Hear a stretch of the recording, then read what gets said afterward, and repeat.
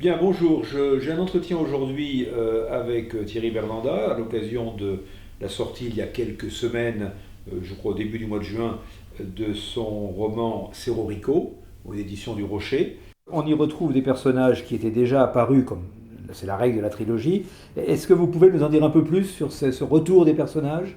L'intérêt pour moi d'une trilogie, c'est pas de faire long, c'est pas de faire gros, c'est de faire profond. C'est-à-dire en fait de repasser dans les traces des premières rencontres avec des personnages.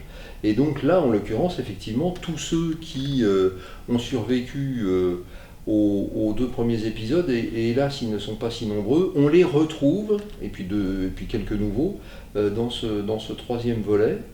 Et ça me permet à ce moment-là d'avoir accompli une rencontre avec eux et d'avoir pu donner l'occasion au lecteur d'en avoir une idée quand même très précise. D'accord. Mais il n'est pas nécessaire de lire, de lire les deux premiers volets pour comprendre le troisième. Alors, c'est pas nécessaire au sens propre, je le conseillerais quand même, parce qu'il y a un développement ordonné. Hein. Parce que finalement, le premier commence dans un contexte relativement classique, et puis va s'évaser, va s'ouvrir vers des perspectives qui finiront par être complètement réalisées dans le troisième. Donc c'est quand même plutôt mieux de commencer par Neja. Dans ces trois tomes, vous abordez ce qu'on appelle communément des thèmes de société. Bon, j'en ai retenu quelques-uns. Il y a la condition animale, les attaques informatiques, les cyberattaques, les manipulations génétiques, etc.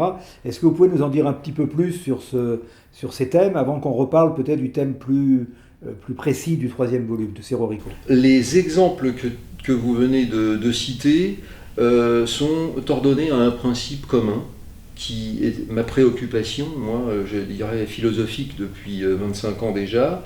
C'est ce qu'on appelle maintenant, c'est très à la mode, le transhumanisme, qui consiste à proposer une évolution problématique, parce qu'on n'en connaît pas le terme et encore pas bien la forme, de l'humanité elle-même, à laquelle il serait proposé, souvent contre son gré, de s'arracher à ses précédentes topiques pour devenir on ne sait quoi.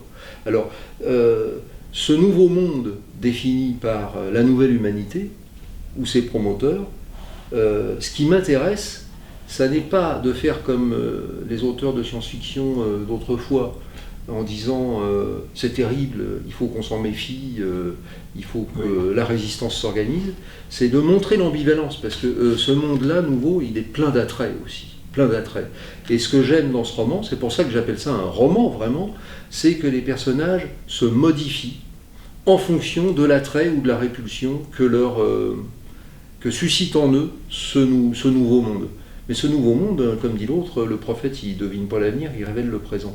Il est déjà là. C'est vraiment le pari de cette trilogie. Alors c'est pas à moi de dire s'il est réussi, mais c'est de donner une couleur d'anticipation, de courte anticipation, en fait à une réalité déjà en œuvre. Alors avec je dirais entre guillemets, des excès, parce que j'ai déroulé le bobino jusqu'au bout, des prémices qu'on peut voir aujourd'hui dans la société, mais en fait, j'allais dire hélas, ce que je présente est possible. Si bien que ces romans qui sont d'abord des divertissements, des occasions de divertissement, des occasions de vibrer, ne nous dispensent pas de réfléchir. Il y a cette situation qui est extrêmement inquiétante, ben, on la connaît déjà pas mal, mais il y a quand même une résistance. Parce que je crois que la vie n'a pas perdu. En fait, c'est un combat contre la vie qui est mené par les promoteurs du nouveau monde que je décris. Mettre la vie à l'écart dans tout ce qu'elle a d'imprécis, de lassant, d'imprévisible, de mal réglé, eux-mêmes vont muter en une sorte d'humanoïde. Alors j'en dis pas plus, mais c'est un peu comme ça que ça se passe. Et la résistance, alors pour le coup, elle revendique au contraire son enracinement, son ancrage dans la vie vécue, dans la vie affective, dans la vie sentimentale. Et cette résistance dans le roman, dans Cerro Rico, ce n'est pas une résistance qui vient du politique ou qui vient d'un mouvement politique ou d'un mouvement social, mais c'est une résistance qui vient des lanceurs d'alerte que sont les journalistes. C'est ça, exactement. Certains sont ou peuvent être des lanceurs d'alerte. Tous les autres, évidemment, ou beaucoup,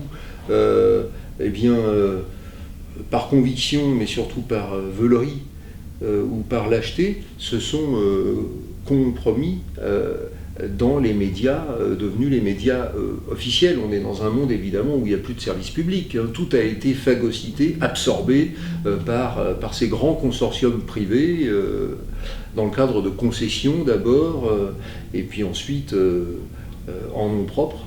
Donc quelques médias subsistent, libres, très peu lus d'ailleurs. Encore une fois, comme aujourd'hui. Il faut voir quel est le statut de la presse écrite aujourd'hui. Donc c'est très peu lu. Par contre, certains gouvernements qui sont encore, relativement libres par rapport à ces grands consortiums privés, là, s'informent quand même d'articles qui ne sont pas mainstream et qui sont rédigés justement par un de ces lanceurs d'alerte, de qui part l'initiative de la résistance. Parce que justement, dans Cerro Rico, les seuls pays qui ont l'air de pouvoir résister sont les pays les plus industrialisés. Oui. Les pays pauvres ont déjà complètement abandonné tout espoir. Oui, ils se sont fait spolier, ils ont été rachetés. Vous savez, encore une fois, j'ai l'air d'inventer, mais la Chine a construit un port au Sri Lanka, par exemple. Depuis, le Sri Lanka, de fait, est chinois, parce que tout le trafic de la soie, des routes de la soie, passe par là, ou va passer par là. Et donc, ce pays, il est complètement sous la coupe.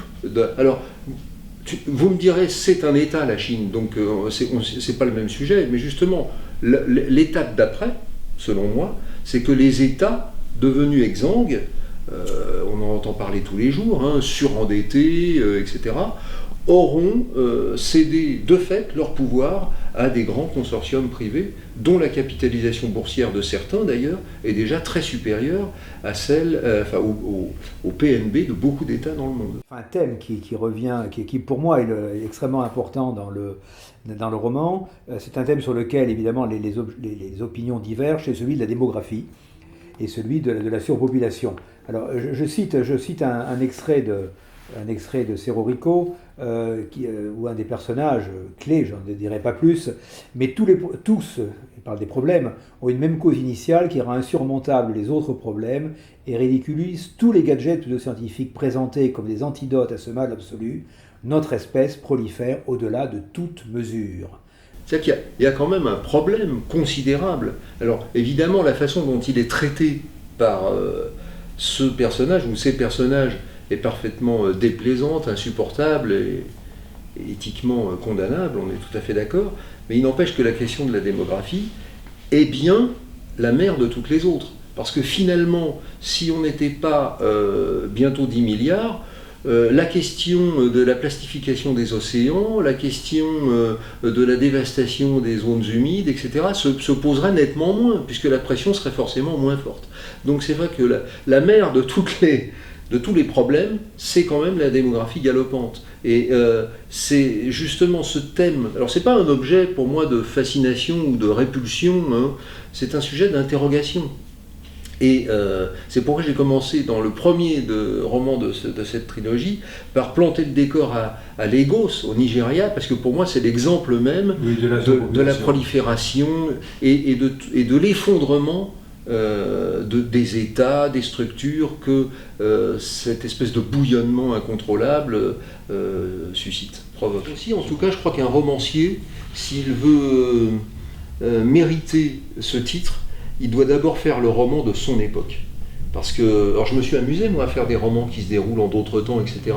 Mais je crois que notre mission, enfin moi la mission dont je me sens investi, c'est quand même de décrire profondément, de soulever les opercules de bien-pensance qui recouvrent la réalité présente pour la montrer dans sa nudité, dans sa crudité, et d'en envisager aussi certains prolongements. Mais je tiens à dire, moi, que je suis un optimiste à tout crin.